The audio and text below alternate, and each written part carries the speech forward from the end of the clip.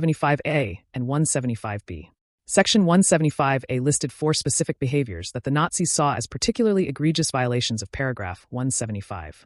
These included a man coercing another man to have sex, initiating sexual relations with a male subordinate or employee, having sexual relations with a male minor under the age of 21, engaging in prostitution with another man. The Nazi regime saw men who engaged in these behaviors as particularly harmful because they believed that they were corrupting other men. According to 175A, these acts could result in a sentence of up to 10 years hard labor in a prison. Within the context of the German criminal justice system, this was a comparatively long and harsh prison sentence. Importantly, both parties could be punished. For analogous heterosexual acts, only the person who instigated the act could be penalized. Furthermore, the legally prescribed sentences for analogous heterosexual acts were shorter.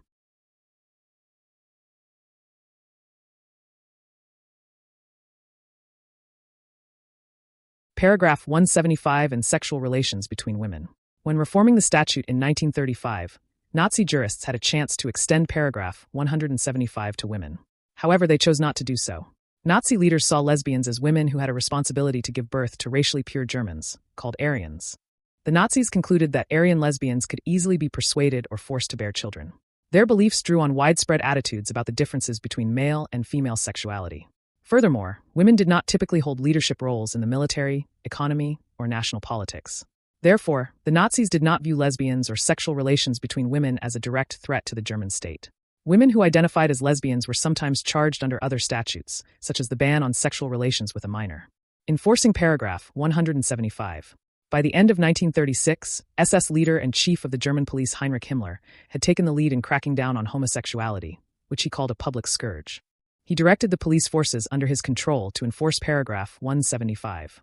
Himmler believed that this was necessary for the protection and strengthening of the German people. In 1936, Himmler established the Reichszentrale Office for the combating of homosexuality and abortion.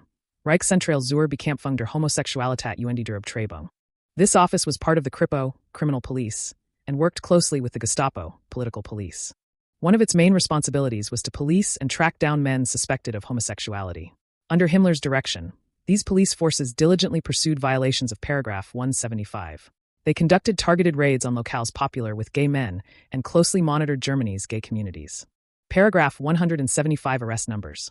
Scholars estimate that there were approximately 100,000 arrests for violations of paragraph 175 during the Nazi regime. Over half of these arrests, approximately 53,400, resulted in convictions. However, it is important to note that these numbers do not tell us the total number of individual men arrested and convicted for violating paragraph 175. This is because some men were arrested and convicted, and thus counted in these statistics, more than once. Statistics from the 1930s show that Nazi policies had a significant impact on the number of men convicted under paragraph 175. This is most noticeable when we look at conviction numbers from before and after the 1935 revision of the statute. In 1934, there were 948 convictions for violating paragraph 175. This number is comparable to conviction rates during the Weimar Republic, albeit on the high end. In 1936, there were 5,320 convictions. In 1938, the number of convictions increased to approximately 8,500. Data about arrests and convictions for violations of paragraph 175 during World War II, 1939 to 1945, is incomplete. In most cases, men accused of violating paragraph 175 were sentenced by ordinary courts to a fixed prison sentence. Most of them were not sent to concentration camps. Transvestites, transvestiten, and paragraph 175 arrests. Not everyone arrested under paragraph 175 identified as a man. During the German Empire and the Weimar Republic, Germany was home to a developing community of people who identified as transvestites. Magnus Hirschfeld coined the term transvestite in 1910. Initially, this term encompassed people who performed in drag, people who cross-dressed for pleasure, as well as those who today might identify as trans or transgender. Today, in English, the term transvestite is outdated and offensive. However, it was widely used at the time. Some self-identified transvestites were arrested under paragraph 175. These were people who were assigned male sex at birth, but identified, and often dressed and lived, as women. When they engaged in sexual relations with men, the Nazi regime saw this as male-male sex. But many transvestites did not see themselves as homosexual. They did not consider their sexual relations with men as male-male sex. Nonetheless, they were punished according to the regime's definition.